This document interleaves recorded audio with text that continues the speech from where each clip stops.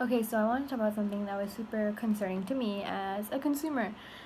Now, I watch a lot like of YouTube videos. A lot of content creators from like one thing to another. Like it's very like I don't stick to one certain genre. I kind of watch whatever I'm interested in. It can be whatever. But recently have feel like I've been lied to by certain YouTubers. Like the whole RevZilla situation, the whole Rewired Soul situation.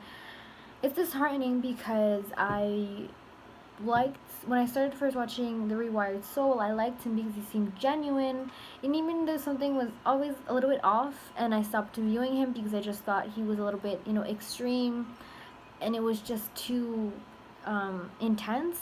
I still thought, well, maybe he's just he's just not the type of content creator that I should watch.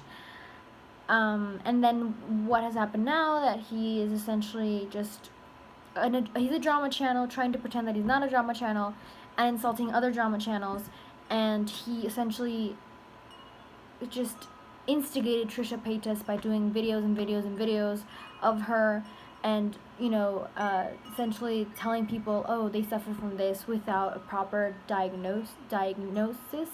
It was just kind of like, you know and with RevZilla, apparently, he was interviewing someone. Her name is Leafy. I was watching her live stream, and she had a situation with the Rewired Soul. So he was, asking her about it, and apparently he essentially kind of doxed her.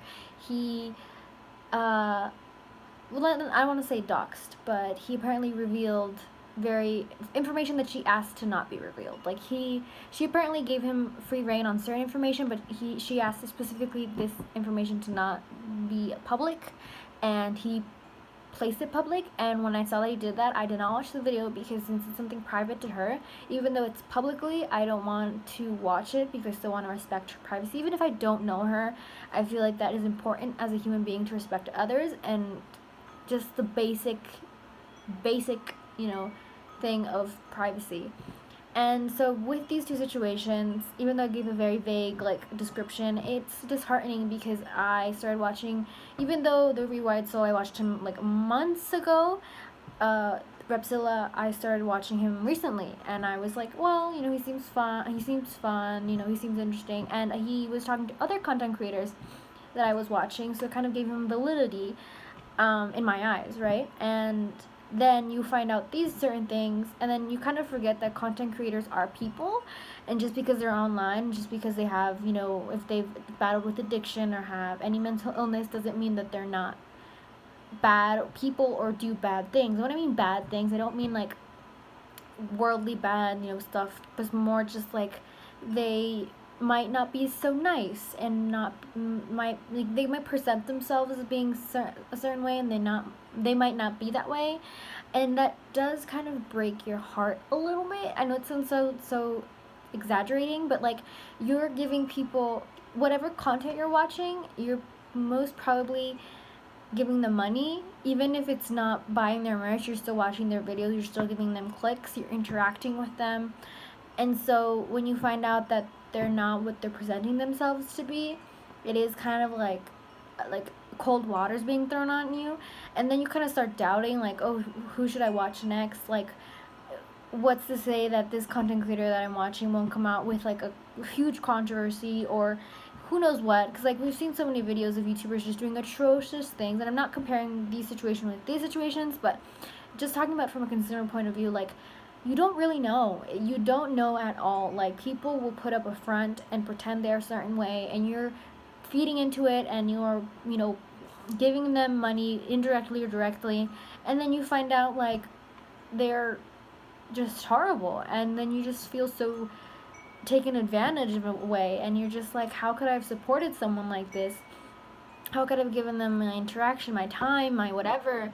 And it's disheartening. I think essentially what I just want to say is that it's very disheartening of like when you think about it from even like, for example, these YouTubers I'm talking about, one has 100,000, and the other one, I last time I saw him, he was like 60,000, but he might have grown, I don't know. But imagine these are small YouTubers, like compared to people who have like 3 million, 10 million, 20 million. PewDiePie, who has like 80, I think, or 50, I don't remember. But like, imagine you're finding out about these small YouTubers. Imagine people who are like mean and not great, and like Logan Paul, Jake Paul. There are people who aren't nice and they make a lot of money. And I can personally say that I'm not watching them, that I'm not, interacting with them. I'm not giving them my indirect or direct money. So it's not, it's fine, because from my values or moral aspect, I'm okay with that. But then you think about it and you're like, okay, but what if I had, watched their videos? What if I had supported them? And then the whole Suicide Forest came out, and then the whole selling merch to kids. And it's just like, and I understand that you have to forgive yourself, because you are just someone watching someone else on a screen, and that person can pretend to be whoever they want, and until they're like exposed, or until they show their true colors, there's nothing you can do about it. And it's just something that you have to learn, and you have to understand that the internet, at the end of the day, your parents were right when they said don't talk to strangers. People can be whoever they want. Catfish is something that we all know, and percentage of us have done at whatever scale. And so I think it's kind of like a warning, or like like a thing to tell people, just be like aware of who you're supporting. Just don't think, oh, I'm just watching a 10-minute video, it doesn't matter. It does matter. Just like how we're mindful of big corporations on who we buy our food from, our clothes from, whatever entertainment from, we should be mindful of what entertainment we're consuming online. Even if it's free, it's not really free, because we're watching ads. And if you're one of those people who can afford merch, concert tickets or tour tickets, like, just be mindful of who you're supporting, who you're investing your time, money, etc. And it's sad. It's sad, but like, you have to remember that people are people. It doesn't matter what title they have. They're people, and they make mistakes, and they have their past. And I'm not saying that just because people do like bad things, and when I mean bad, I don't mean like worldly bad, just that people can't change and people can't evolve. But when people have a track record of doing the same thing over and over and not changing and not caring, well, that speaks for itself, and that speaks volume. And I don't think that you should encourage canceled culture, but there are certain individuals that have been given a lot, and they still don't change. And in those situations, I think you personally just stop watching them, stop talking about them, just stop interacting. There's like a lot of YouTubers that I do not like.